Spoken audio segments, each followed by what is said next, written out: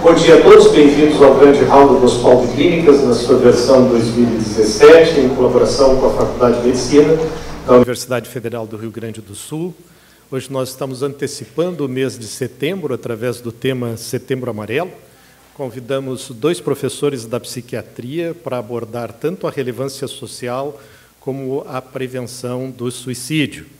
Vão participar a professora Clarissa Severino Gama e o professor Maurício Kunz. Vamos começar, então, com a professora Clarissa.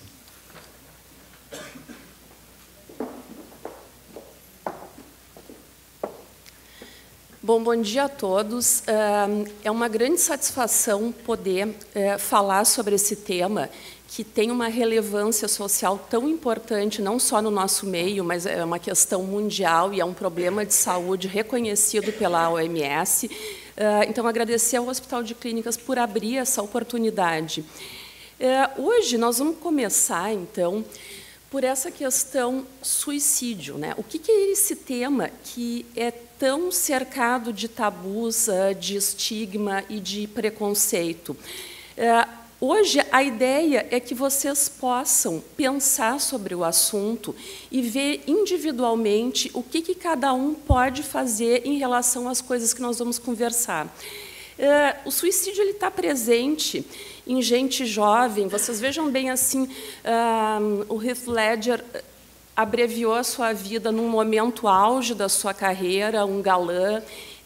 Ele nem chegou a estrear o filme dele, que foi de maior sucesso. Outras pessoas, nem tão jovens, mas quem tem mais de 40 anos aqui conhece bem o Valmor Chagas, que, enfim, que teve presente nos lares das famílias brasileiras, com novelas, filmes, diversas outras coisas. A Marilyn Monroe, que, no seu tempo, foi uma precursora dos direitos da mulher e de igualdade de gênero, também um símbolo sexual. Mais recentemente, o Robin Williams, que aparentemente era uma pessoa alegre, enfim, os filmes muito interessantes nas mais variadas áreas. O que a gente pode ver de todas essas pessoas? Todas essas pessoas se suicidaram.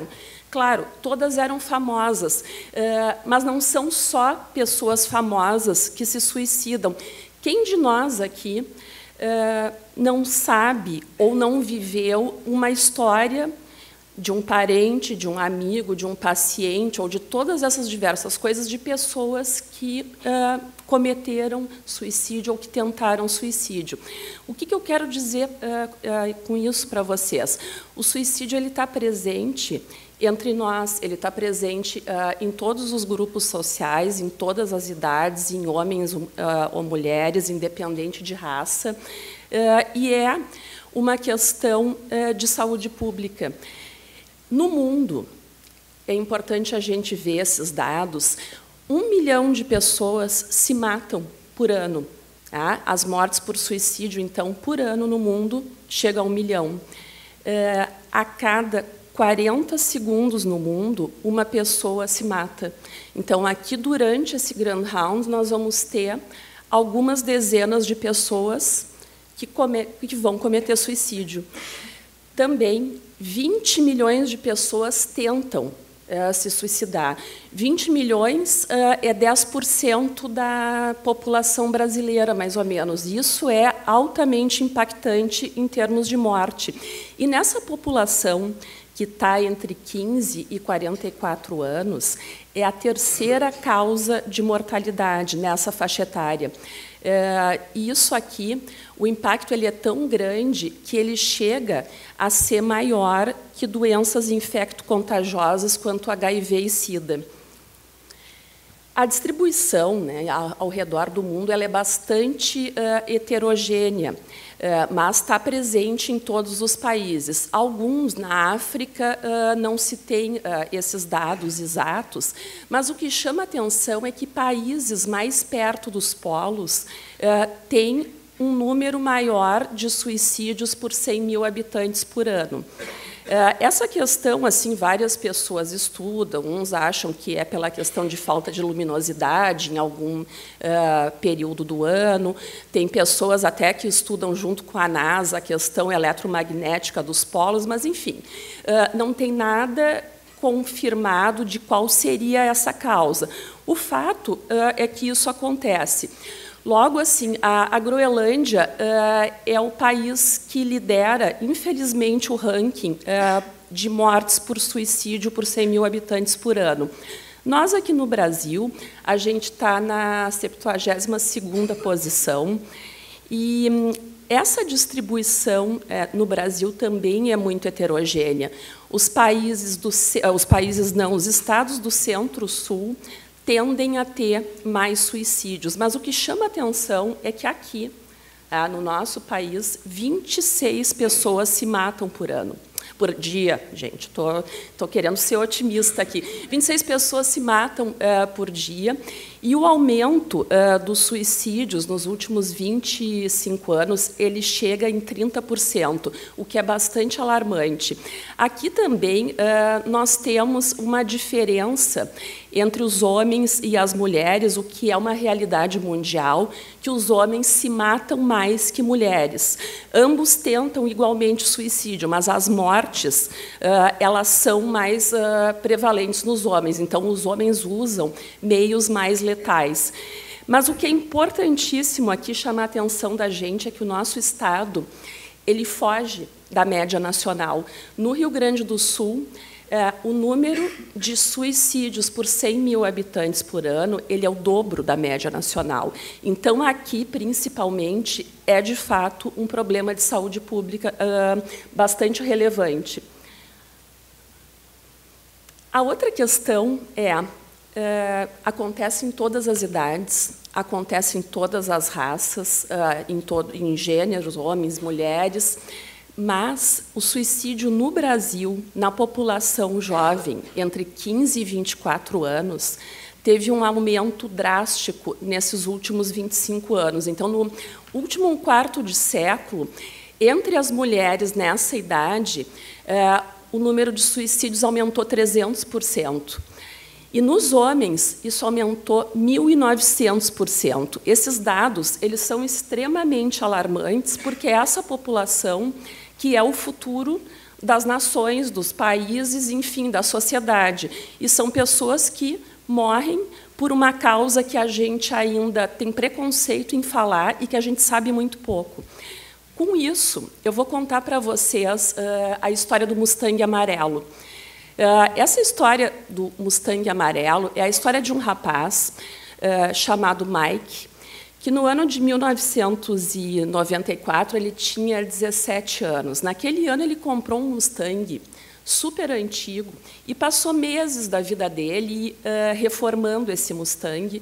Deixou o Mustang assim sensacional, pintou de amarelo. Esse aqui é o resultado final, né, enfim, do trabalho do Mike. O Mike vivia no interior do Colorado, numa cidade pequena, e era um rapaz que tinha um funcionamento muito bom, querido pelos amigos, pelos colegas, respeitado na sociedade, que era uma comunidade pequena.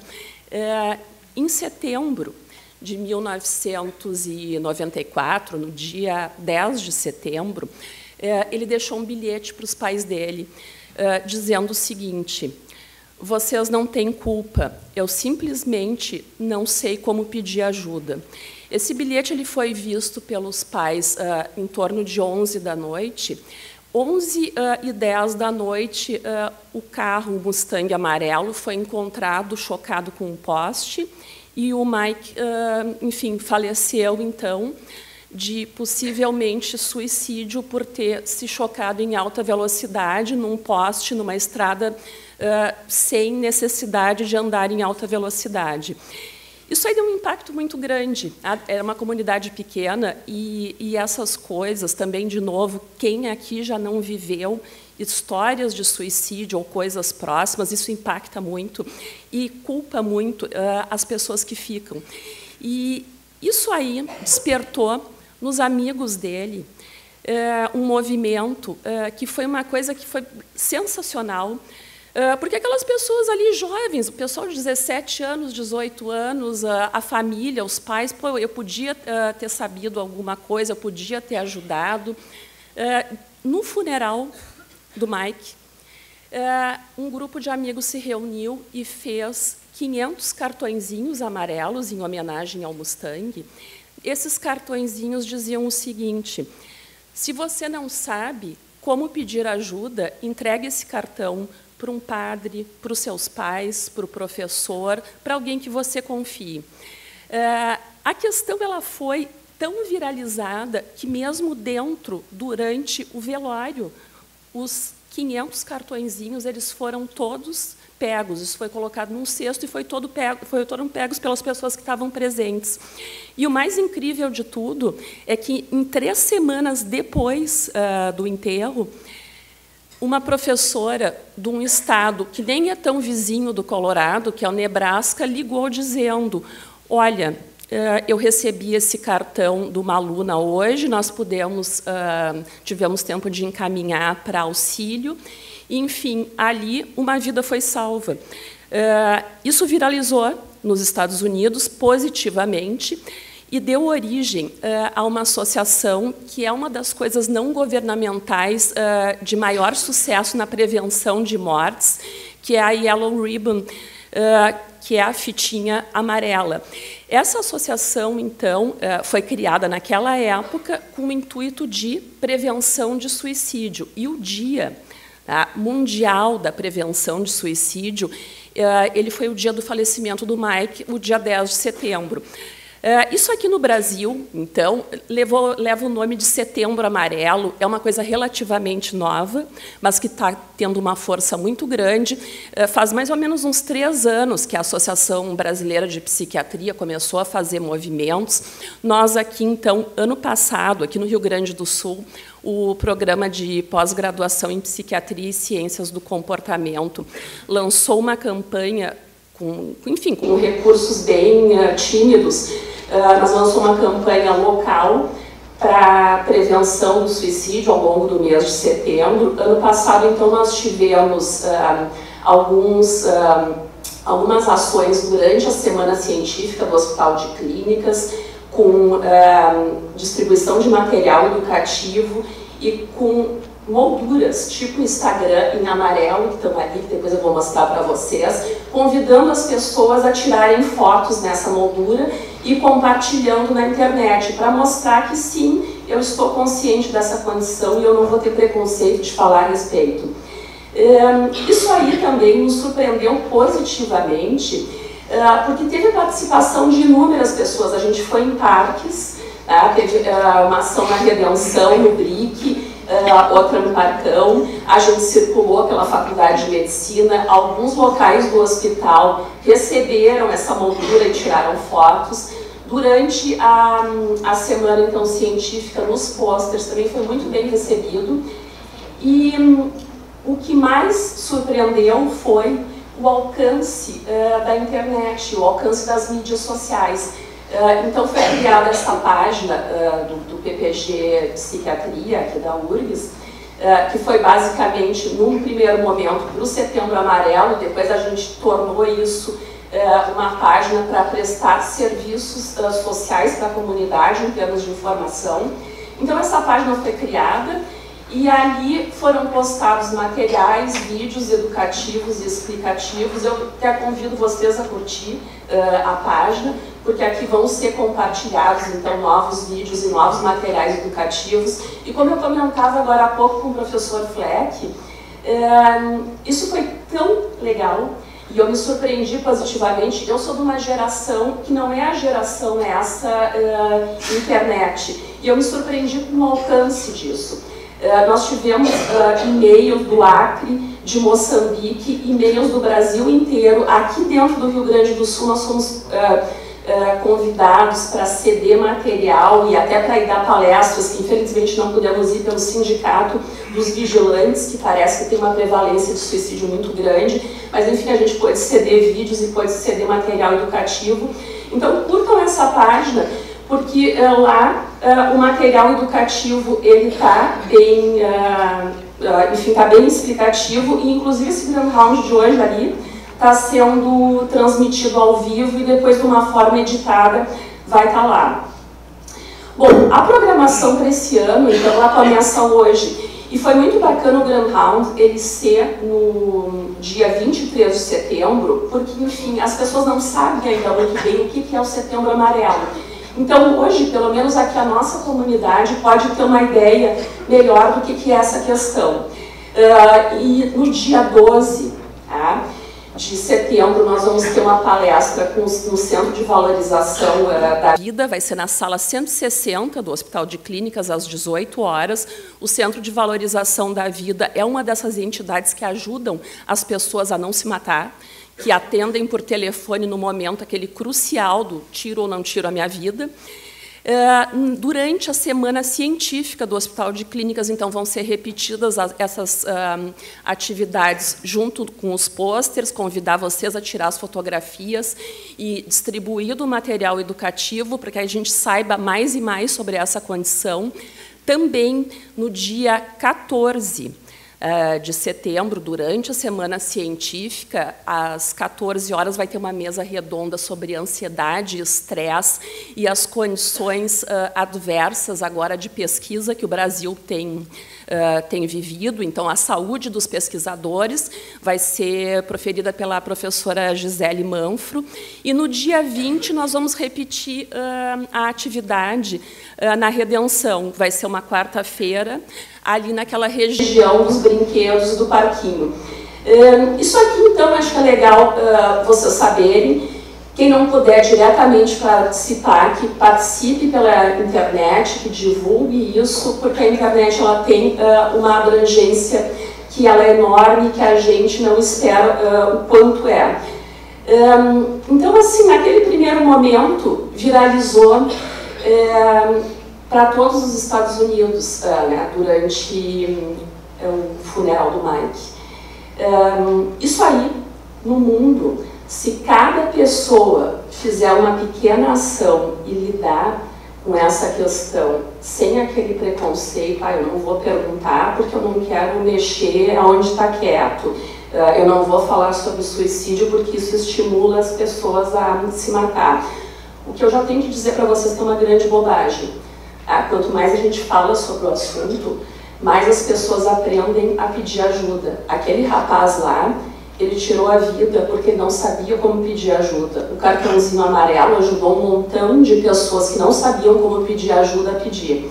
Então, se cada um de nós aqui, eu, vocês, puder ter alguma ação em relação ao suicídio, isso toma uma dimensão de rede. O que eu quero convidar hoje é que a gente pense, fale e escute. Parar por um minuto, como diz essa frase, muda uma vida. Individualmente, cada um de nós podemos mudar uma vida ou mais. Eu agradeço a atenção de cada um de vocês e vou passar a palavra para o professor Maurício Kunz.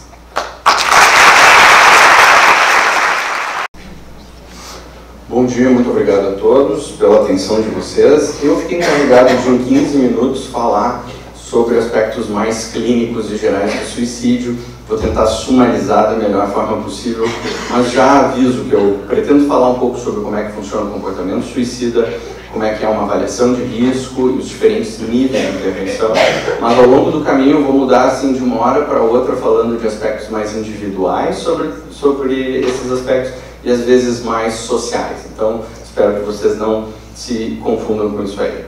No começo, primeiro a gente tem que falar sobre comportamento suicida, que é um termo muito amplo e de difícil definição. Existem várias, né? A primeira coisa que a gente tem que chamar a atenção de vocês, por exemplo, todas essas estatísticas que a Clarissa mostrou agora há pouco são baseadas em suicídios registrados, né? O que se acredita de forma geral do ponto de vista epidemiológico, de que essas são variáveis subnotificadas. Essa subnotificação muda bastante de acordo com algumas regiões do mundo. Tem ainda aspectos de comportamentos suicidas que não são claramente definidos como suicidas, como autoinjúria, por exemplo. Morte por autoinjúria é uma das que mais aumenta nos últimos anos nos Estados Unidos, por exemplo. É difícil dizer que foram suicídios, mas é como se fosse. Então, simplificando grosseiramente as fases aí da tentativa do comportamento suicida, a gente tem que mostrar esse gráfico aqui, né, de como a coisa funciona. Primeiro surge a ideação suicida, é a ideia de que eu deveria me matar. Essa ideação pode ser passiva ou ativa. Passiva, eu preferiria morrer. Ativa, eu acho que eu devo me matar. Tendo essa ideação, a pessoa tem que passar por um plano, decidir a forma como ela vai cometer isso e, a partir daí, ter a tentativa. E dessas tentativas, algumas delas vão funcionar, né? Mas o que eu queria mostrar com esse gráfico aqui, que é um dos aspectos mais importantes da avaliação de risco para profissionais de saúde de forma geral, é o seguinte: prevalência geral de tentativas de suicídio lifetime, ao longo da vida, 4,1 a 9,3% das pessoas, tá? Bastante alto. Ideação suicida, prevalência lifetime, 12,1 a 33% da população. Tá? Tem inúmeros vieses metodológicos disso aqui, mas isso aqui se correlaciona muito com a clínica, que é o seguinte: ideação suicida é um sintoma comum de depressão, e não necessariamente ela implica direto num alto risco de suicídio, deve ser avaliado toda uma série de outros fatores. Existem muitos modelos para explicar o comportamento suicida. Um dos mais recentes, que eu gosto mais porque incorpora tanto coisas que a gente já sabe de muito tempo envolvendo determinantes sociais e psicológicos, como também coisas mais recentes envolvendo pesquisa de neurociência, classifica os fatores de risco ou os fatores envolvidos no comportamento suicida em proximais ou precipitantes, desenvolvimentais ou mediadores, ou distais ou predisponentes. São os distais. Um dos mais importantes deles, história familiar, né?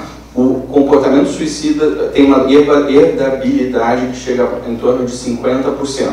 Corrigindo para uma herdabilidade de transtornos psiquiátricos de forma geral, isso diminui para 17%. Né? Ou seja, a ideia que se tem hoje em dia de que comportamento suicida é algo que é independentemente herdado em famílias e se organiza em clusters familiares de uma forma um tanto independente, ainda que sobreposta a transtornos psiquiátricos de forma geral. Nós já temos fatores genéticos que sabidamente estão envolvidos com risco de suicídio e inclusive com, por exemplo, tentativas de suicídio mais graves, né? Mas um aspecto também muito relevante, também tem uma relação com o funcionamento familiar, é o aspecto de maus tratos na infância e as consequências trágicas que isso tem para o desenvolvimento emocional, neurobiológico da criança. Uma das principais coisas que se sabe é que maus tratos na infância altera, por exemplo, a densidade de receptores de glucocorticoide no hipocampo, vai tornar a pessoa mais hiperreativa ao estresse, vai gerar déficits cognitivos, vai determinar, junto com características genéticas, traços de personalidade que vão ser determinantes também para o risco de suicídio futuro. Variações específicas de genéticas vão estar relacionadas ao uso crônico de substâncias, também outros fatores sociais estão envolvidos, mas o uso crônico de substâncias tem um aspecto muito importante para o risco de suicídio, porque ele aumenta a impulsividade agressiva. Tá? Essa diminuição do comportamento inibitório que acontece com o uso crônico de substâncias de forma geral. Essa impulsividade agressiva é um dos aspectos que é herdado independente e parece ser um determinante lá intrafamiliar de maior risco de suicídio. Traços de personalidade também vão determinar maior impulsividade e ansiedade. Por fim, considerando aqui nos fatores proximais, situações pontuais, como um episódio depressivo agudo, associado a eventos vitais, luto, perda, mudança de situação de vida, vão estar relacionados a um quadro de desesperança, um humor deprimido e a psicopatologia, que então vai levar à ideação suicida. Todos esses outros fatores, como déficits cognitivos, ansiedade, desinibição comportamental, a combinação de dificuldade de resolução de problemas por conta de limitações cognitivas, ansiedade aumentada e desinibição comportamental é, de longe, um dos aspectos mais graves para levar ao comportamento suicida. E temos, mediando quase tudo isso, fatores sociais, mudanças de estrutura e valores sociais, que, na minha opinião, é algo que a gente tem visto muito hoje em dia, que talvez explique muito o porquê que é o aumento das taxas de suicídio, turbulência econômica, que nem vou entrar no mérito da questão, e isolamento social, que também é um aspecto muito interessante, porque a gente, a princípio, não deveria estar isolado, mas muita gente defende que, do ponto de vista de interação social, a gente está, sim, cada vez mais isolado através dos nossos smartphones, né? Fatores ambientais, como mídia e a forma como a mídia divulga suicídios, exposição a suicídio é algo que aumenta o risco individual da pessoa tentar suicídio, então tem todo um protocolo de como a mídia deve vincular esse tipo de informação. Acesso a meios, que também é outra questão de debate interessante, e um outro aspecto que eu vou falar depois é o pouco acesso à saúde mental. Na questão de avaliação, eu queria apenas salientar que o Hospital de Clínicas tem um protocolo assistencial de avaliação do risco de suicídio, que está disponível na intranet, foi desenvolvido, eu fui uma das pessoas que participou do desenvolvimento, junto com uma equipe multidisciplinar de diferentes áreas do hospital, e ele é bastante abrangente e determina especificamente certas condutas ou certas formas de avaliação, tá? De forma geral, para dar uma ideia de vocês de o que a gente, como psiquiatra, a gente faz uma avaliação de risco de suicídio pontualmente com um paciente que se identifica uma ideação suicida, começa pela identificação de que há ideação, né? Como eu disse, super frequente. Só um comentário voltando à questão da forma da herdabilidade de transtorno, de comportamento suicida. Aí, os cálculos de herdabilidade da ideação suicida sugerem que são independentes, tá? Então, ideação suicida deve ser avaliada a existência de um plano e a gravidade desse plano, o quanto ele pode ser realizado e quanto tem acesso aos meios. Seguindo isso, deve-se identificar os principais fatores de risco e os fatores de proteção naquele caso. São inúmeros fatores de risco que, para uma forma aqui mais didática, eu coloquei eles em categorias, mas essas categorias se sobrepõem. De longe, dois que eu gostaria de salientar, dado o pouco tempo que a gente tem, é tentativa prévia, tá? Um dos principais fatores de risco para suicídio futuro, né? Então, isso acaba com um dos mitos relacionados. Tem dois grandes mitos do suicídio, que a Clarissa já mencionou um, né? É a ideia de que falar sobre suicídio aumenta o risco da pessoa se matar. Eu costumo brincar com os meus alunos assim, que nunca vi um paciente dizer: ah, doutor, eu nem estava pensando, agora que o senhor falou, quem sabe é uma boa ideia, né? Não existe tal coisa, né? De uma estupidez tamanha. Então, a tentativa prévia acaba com outro mito, que é quem quer se matar, se mata. Entende? Que é a coisa do chamar atenção e não sei o que é. Então, história de tentativa prévia deve ser, sim, muito valorizado. Um outro aspecto que deve ser muito valorizado, até porque, ao longo de uma avaliação de risco, é um dos que a gente pode mais facilmente intervir, é no suporte social e familiar. Frequentemente, a pessoa não está com suporte familiar adequado, muitas vezes pelo estigma de poder verbalizar a respeito do sofrimento, a ideação suicida, e a gente tem que facilitar e estimular esse contato familiar. Por fim, com base nisso aí, a gente determina o nível de risco e a intervenção adequada.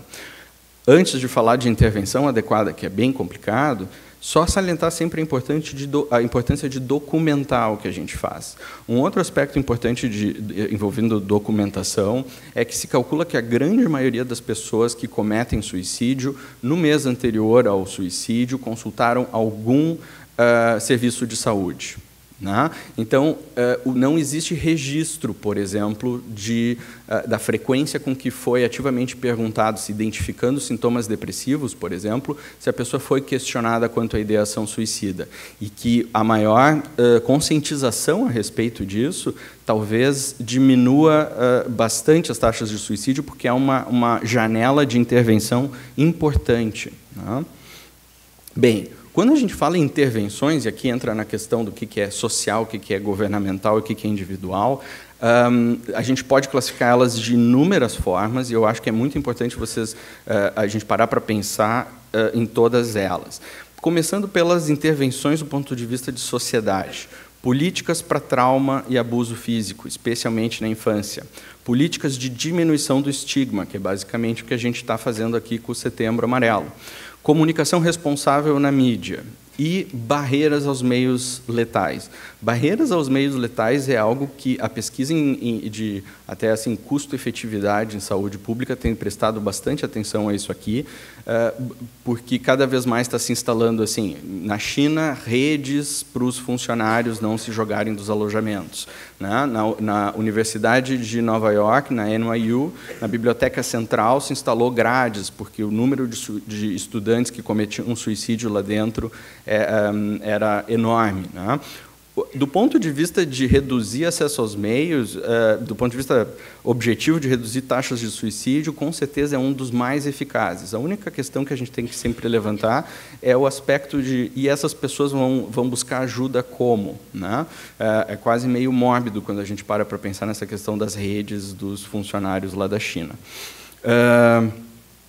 Do ponto de vista de saúde pública e serviços de saúde, um dos mais importantes é a qualificação dos serviços especializados e qualificação dos profissionais de porta de entrada, né? Redução do uso danoso de álcool.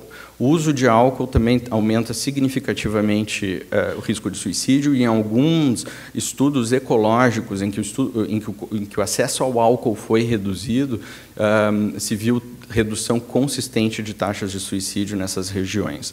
Uma das principais razões talvez seja por aquela associação da impulsividade ou da desinibição comportamental que o álcool causa. Mas daí nós vamos para as questões individuais. O primeiro é tratamento específico do transtorno mental de base, né?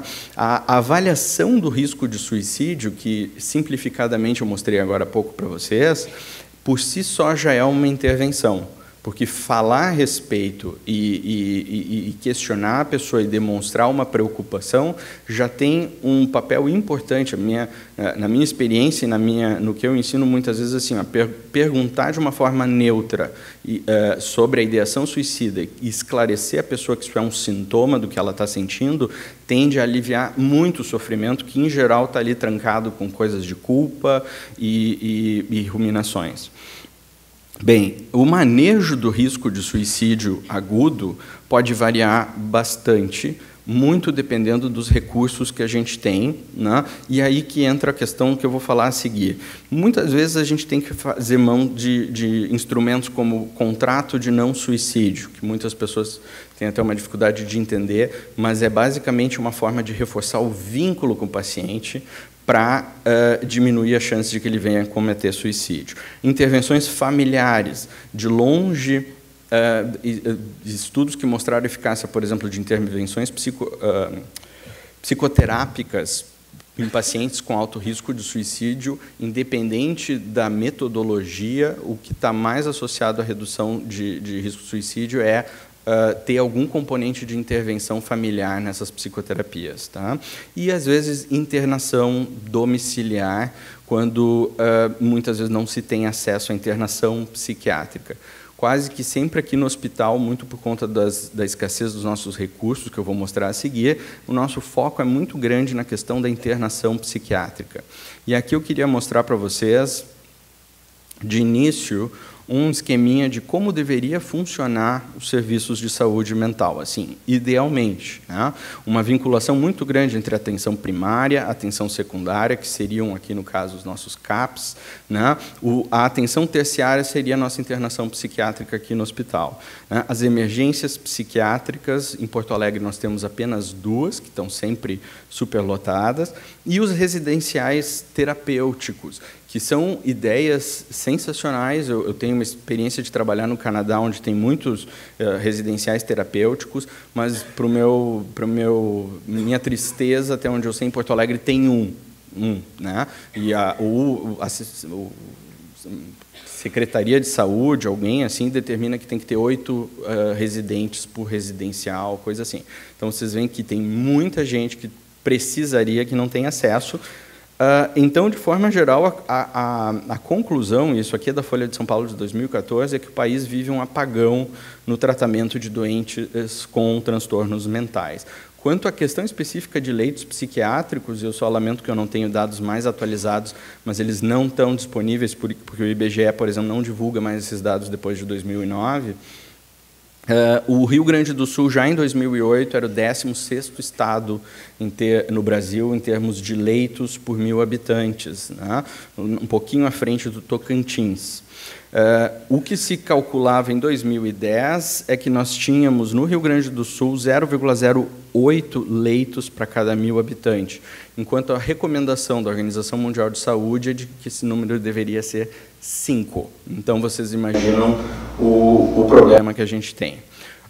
Só para fazer um comentário, isso aqui é um estudo ecológico, então tem suas limitações, mas esse fenômeno da redução de leitos psiquiátricos é um fenômeno global, por inúmeras questões. E muitas pessoas têm se preocupado, e esse foi um estudo ecológico feito nos Estados Unidos, mostrando que, no mesmo período em que houve uma redução de leitos psiquiátricos, houve aumento das taxas de suicídio nessas regiões.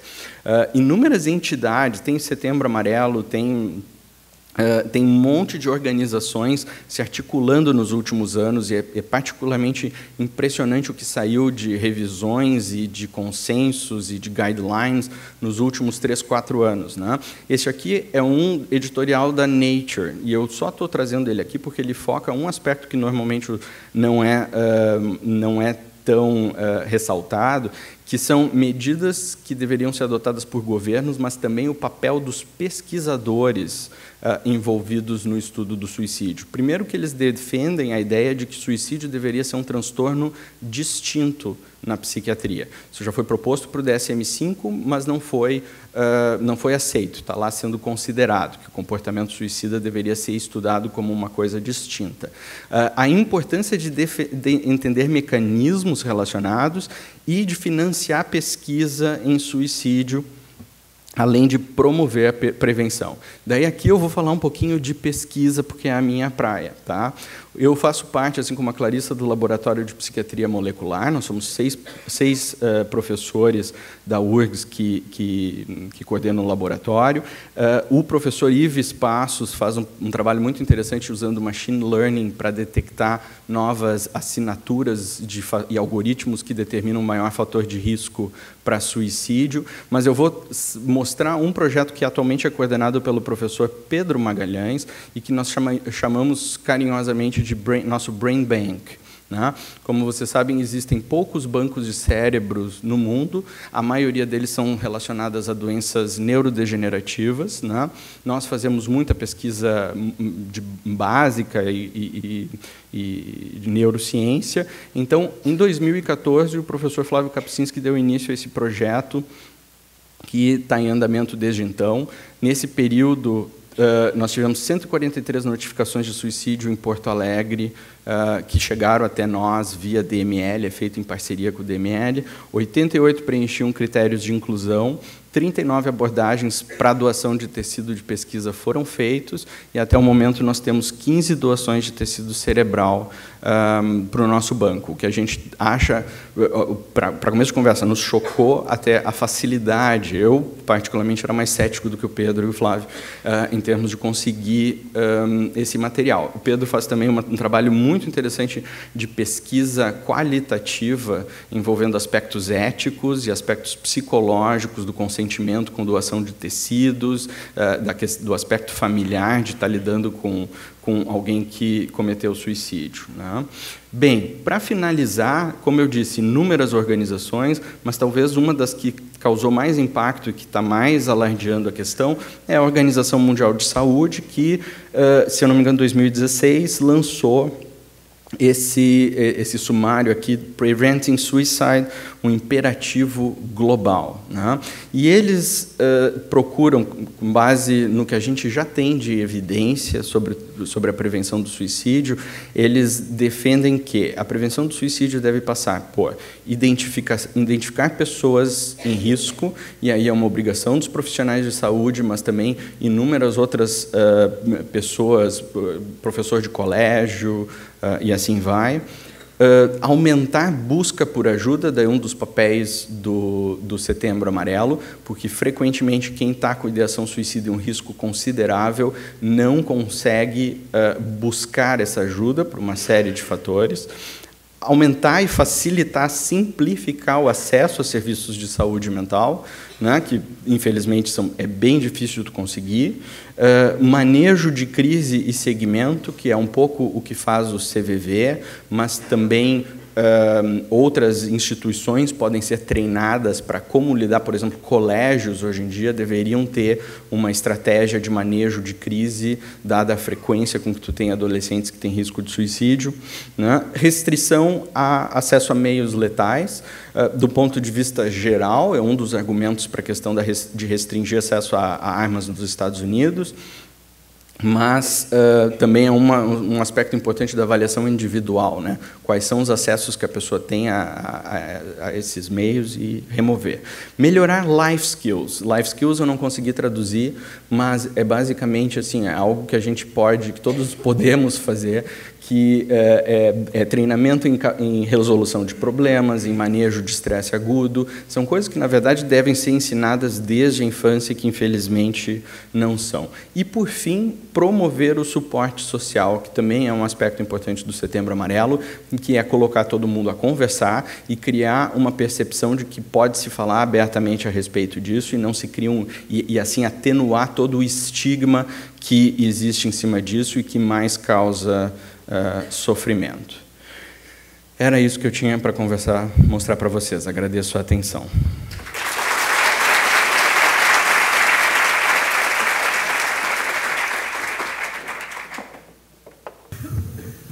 Bom, vocês percebem que o assunto é relevante, por essa razão nós colocamos esse assunto, a organização do Grande Round colocou esse assunto ainda durante o mês de agosto, justamente para alertar a todas as campanhas de prevenção e a todas as medidas de conscientização que podem ser feitas ao longo do mês de setembro, o Setembro Amarelo.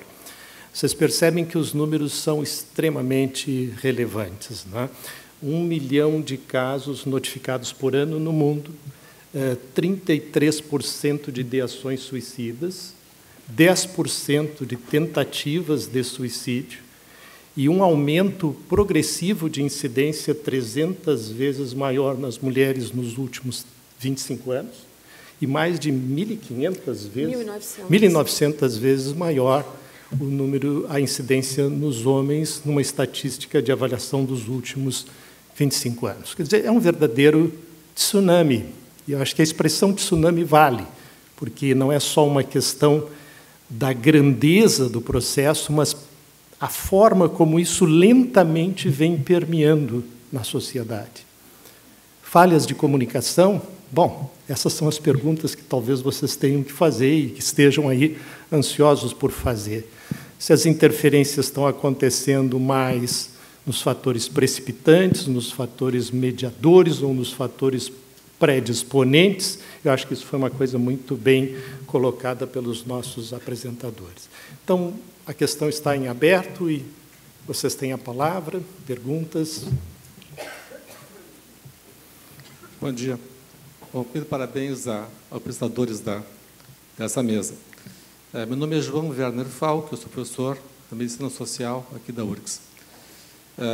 No Rio Grande do Sul, a Secretaria Estadual de Saúde estabeleceu o suicídio como uma questão de saúde pública há 22 anos atrás, a partir do estudo que eu fui primeiro autor, que é uma pesquisa minha.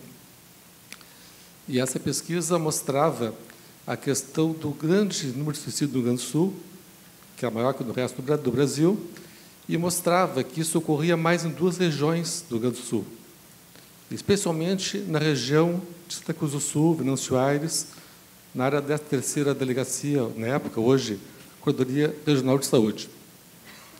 A gente foi investigar mais perto isso e verificou que as 2 regiões que mais tinham suicídio no Rio Grande do Sul e que faziam com que o Rio Grande do Sul tivesse esse recorde nacional, eram regiões que usavam muito, tinha muita agricultura, plantio de fumo e de plantio de soja, e usavam muito agrotóxico organofosforados.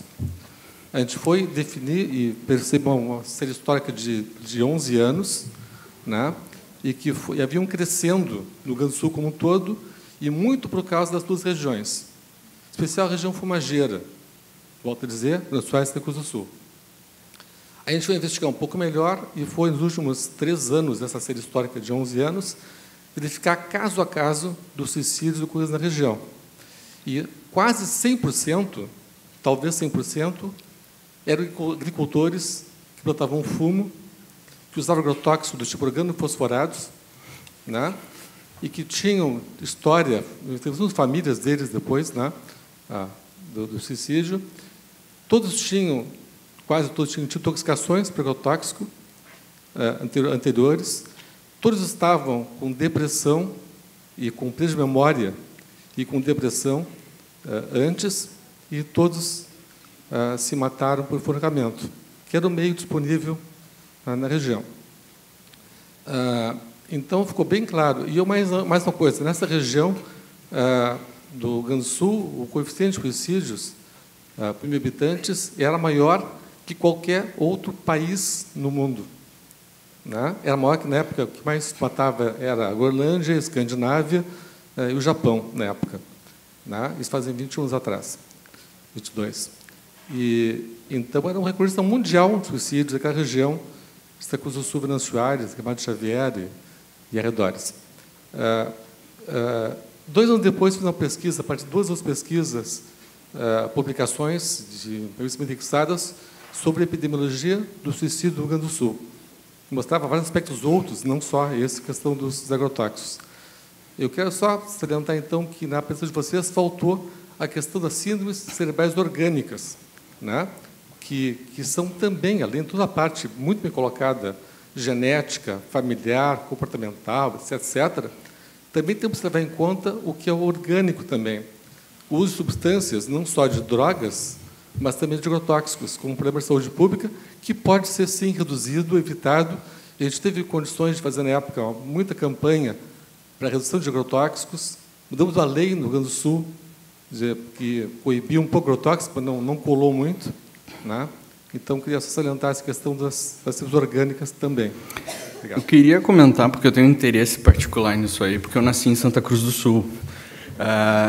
Sou de lá e eu trabalho casualmente. Há um tempo atrás, o Flávio Kapczynski fez algumas pesquisas em parceria com o município. A gente tentou discutir uma série de parcerias para fazer pesquisa nessas regiões por conta dessa característica, né? Em Santa Cruz, Lajeado e Venâncio, a taxa atual de suicídio é 41 para cada 100 mil habitantes. Então, a média nacional é 5. Né?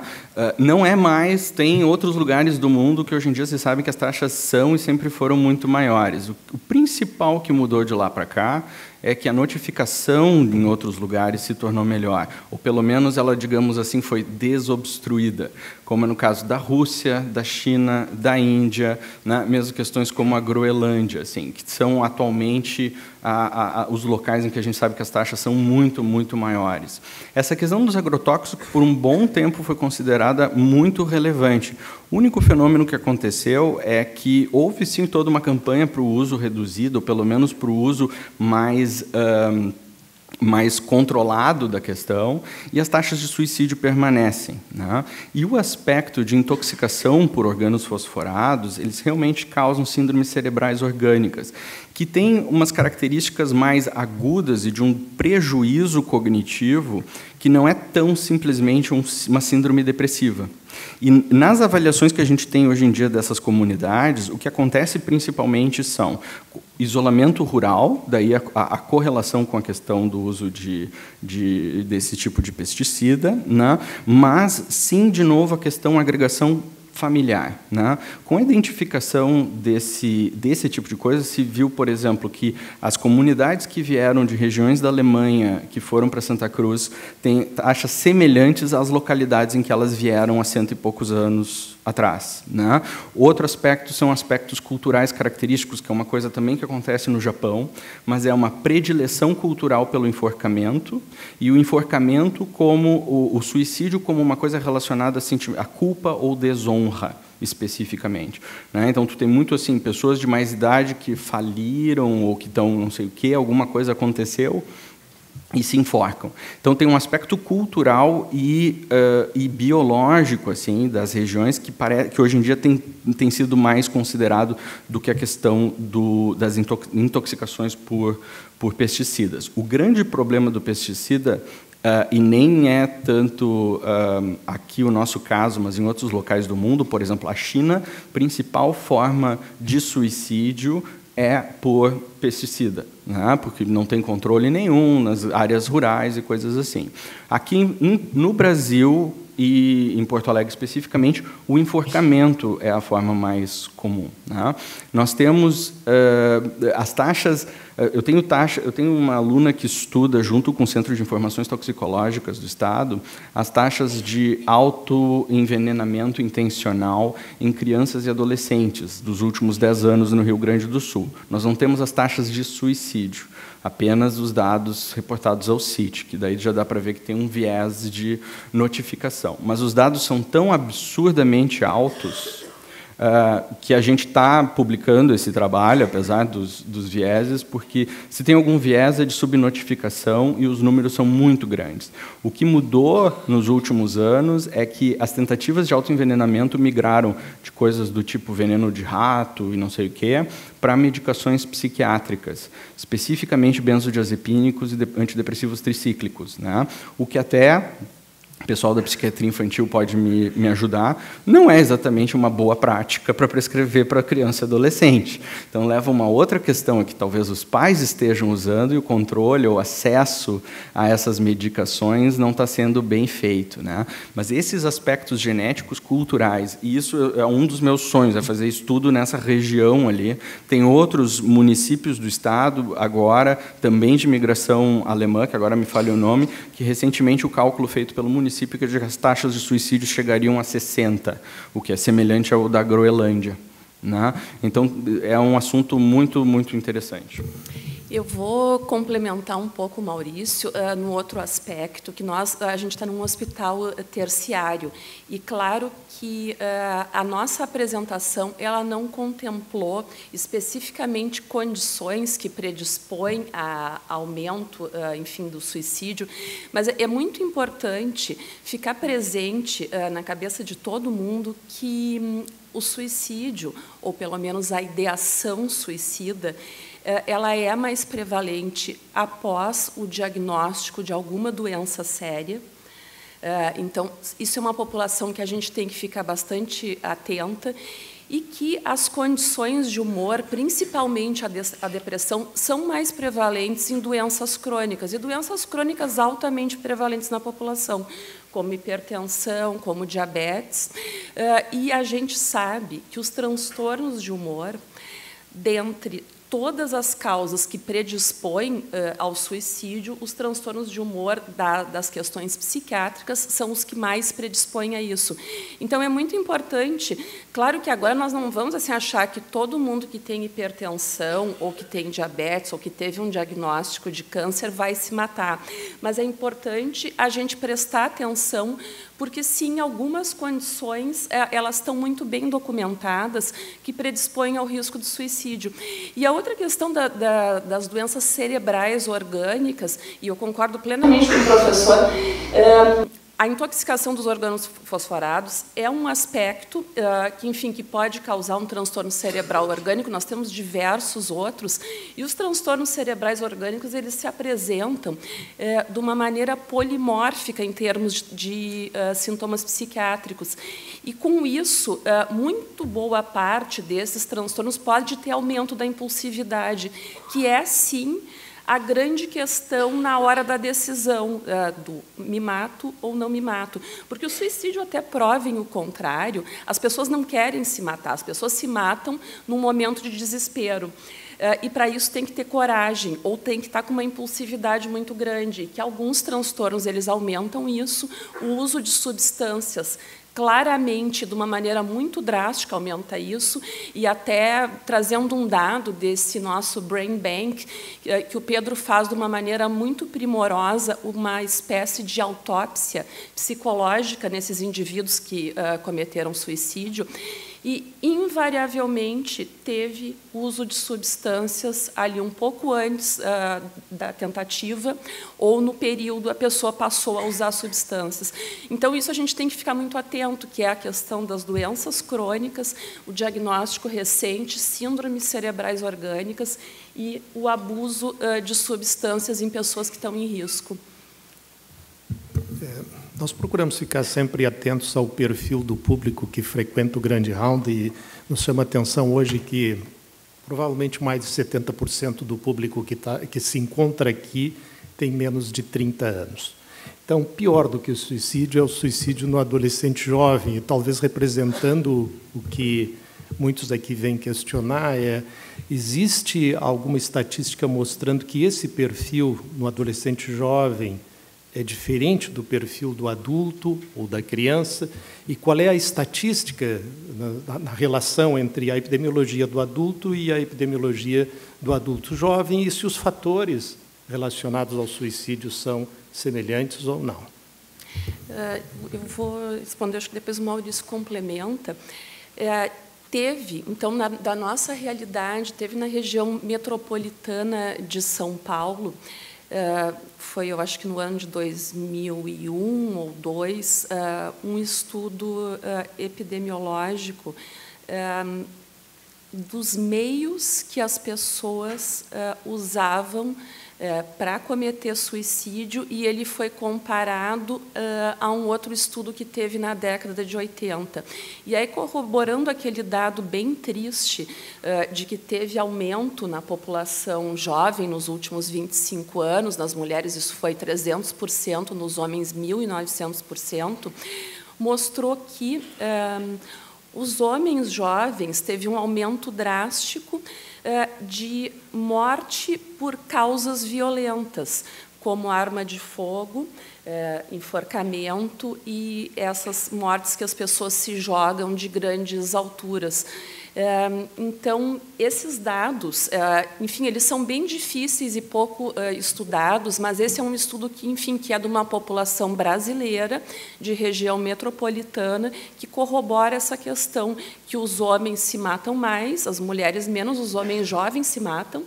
As mulheres jovens também cresceu isso, mas, enfim, de uma maneira um pouco menor, e que as causas violentas, principalmente armas de fogo, enforcamento, afogamento, elas são mais características dos homens. Então, também é uma população que aumentou de uma maneira muito drástica a condição do suicídio. Eu queria complementar que, há algumas décadas atrás, haviam 2 picos em termos de idade de maior suicídio, que eram adultos jovens e idosos, né? E o que a gente tem visto na última década o pico está se tornando mais para adolescentes, né? E em adultos está tendo um segundo pico, que é mais entre 50 e 60 anos. Pelo menos nos Estados Unidos, ou outros países mais desenvolvidos. As características de cada grupo variam um pouco em que as características clínicas do suicídio em adolescentes tendem a ter mais a questão da impulsividade agressiva, que eu mencionei, desinibição comportamental e associação com o uso de substâncias, enquanto nas pessoas de mais idade tem mais características de síndromes depressivas crônicas, isolamento social e pouco suporte social.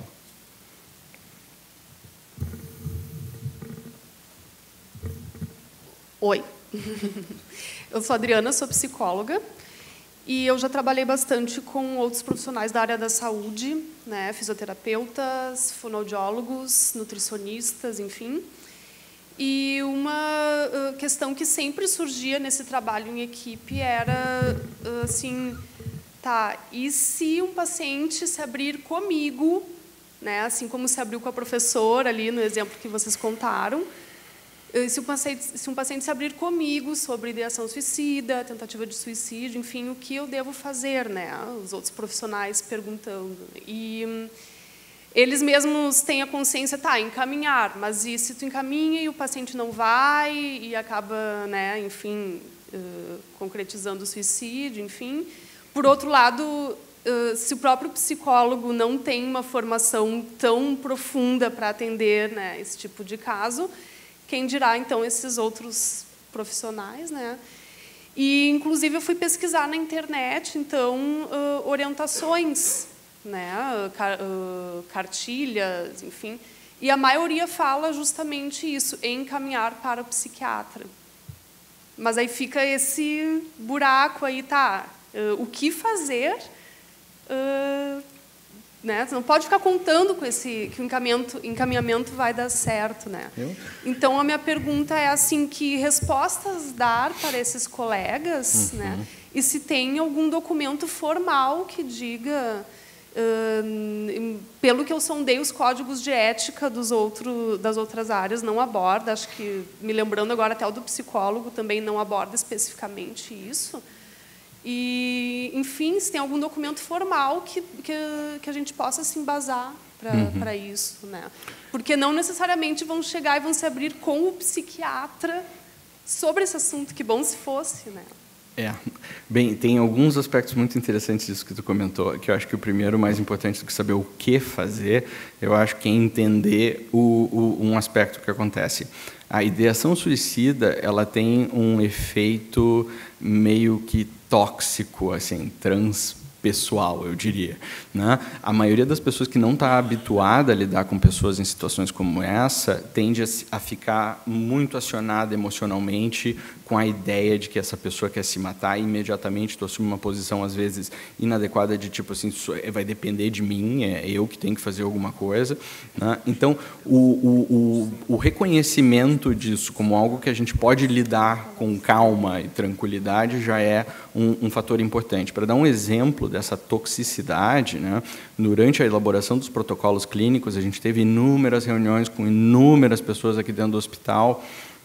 E um dos grandes problemas mais práticos era assim, quem é que aguarda a chegada do familiar com o paciente que está ali com risco de suicídio, né? E daí um comentário que veio foi assim, mas nós não temos preparo para estar ali monitorando alguém com risco de suicídio, assim. Mas soava como uma coisa assim, como alguém que fosse ter uma agitação psicótica e quebrar tudo. Meu relato foi, olha, na maioria das vezes é alguém que está sofrendo muito, com muito constrangimento, que tudo que precisa é de alguém que mantenha o mínimo de conexão, de afeto, de repente ir ali, olha, posso te oferecer um copo d'água ou alguma coisa assim. Mas a reação que isso causa é dessa forma exagerada que as pessoas se perdem. E agora, o que eu faço, né? Quando o principal intervenção é vínculo. É tipo, olha, eu estou aqui, vamos tomar... Eu não sei bem o que fazer, mas vamos tomar uma... vamos ver, eu vou tomar uma decisão contigo, vamos ver com quem a gente pode conversar, ajudar a nossa capacidade de resolver problema em alguém que está ali trancado, né? Então, a questão do encaminhamento, infelizmente, hoje em dia, tem que encaminhar para um psiquiatra, no meu entendimento.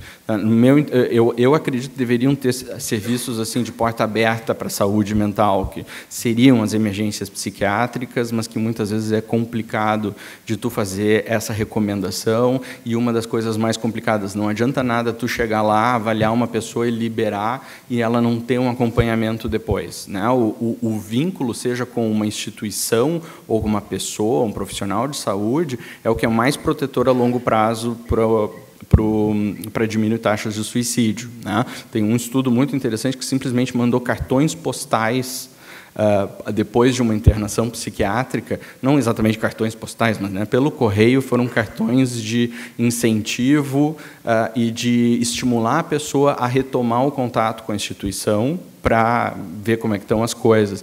E esse foi um ensaio clínico randomizado, e eles mostraram que reduzia consideravelmente as taxas de suicídio nos anos seguintes, assim, né? Então, tem material, sim, tem muito material até, tem muitas orientações de diferentes níveis, assim, na internet e livros e coisas desse tipo. Mas eu acho que a mensagem principal que fica é essa questão do estabelecer um vínculo terapêutico com a pessoa que está ali e tomar as providências imediatas, mais adequadas no sentido de acionar a família quando viável, ou acompanhar um atendimento, tentar apenas direcionar a pessoa. Não sei se eu respondi adequadamente. Não, e é bem importante, complementando, que são momentos diferentes. Uma boa parte das tentativas de suicídio, elas estão relacionadas a transtornos psiquiátricos de uma maneira geral, e os transtornos de humor são, enfim, os que a prevalência é muito maior. Outros transtornos também estão bastante relacionados, como esquizofrenia, uso e abuso de substâncias psicoativas e transtornos de personalidade, mas existe uma parcela que é pequena, de pessoas que não têm um transtorno psiquiátrico, porque o suicídio ele pode acontecer depois de grandes catástrofes sociais ou na vida das pessoas. Vide que nos anos de 2009 e 2010 aumentou, teve um pico no aumento de suicídios, e isso foi culpada a questão do mortgage subprime, que teve quebra da Bolsa de Valores no ano de 2008. Mas, então, assim, ó, a gente tem, na hora da questão, assim, falou, quero cometer suicídio, nós temos que proteger aquela pessoa para que não se mate naquele momento. O encaminhamento por um tratamento é um passo posterior. Normalmente, quando a gente presta essa assistência, que o Maurício falou, de dar atenção, de ouvir a pessoa sem preconceito, de poder dar um certo carinho, relação terapêutica, aquilo já acalma. Então, assim, ó, sempre pensar a ideação suicida e o suicídio, propriamente dito, é um ato impulsivo. Não é da natureza humana querer acabar com a sua vida. Isso é um desespero. As pessoas não querem literalmente acabar com a vida, querem acabar com aquela dor que estão no momento. E, para isso, eu vou reforçar o trabalho do Centro de Valorização da Vida, que presta, para esses momentos de crise aguda, assistência telefônica. E eu vou até divulgar o número, que no Rio Grande do Sul é 144 e no resto do Brasil 188, que é uma coisa que eu acho que é importante deixar registrada para que as pessoas saibam. Eu errei. 141 no Brasil e 188 no Rio Grande do Sul. Obrigada, Thaís. Eu queria agradecer muito a presença do Maurício e da Clarice. Infelizmente, nós estamos com o tempo tomado. O professor Ferreira pode se aproximar da mesa depois e fazer seus questionamentos e dar sua contribuição, que eu sei que sempre é muito importante. Vocês que tiveram a oportunidade de assistir esse encontro, funcionem como fatores multiplicadores e transmitam essa questão. Lembrem que comunicação é fundamental na prevenção do suicídio. Obrigado pela presença de todos.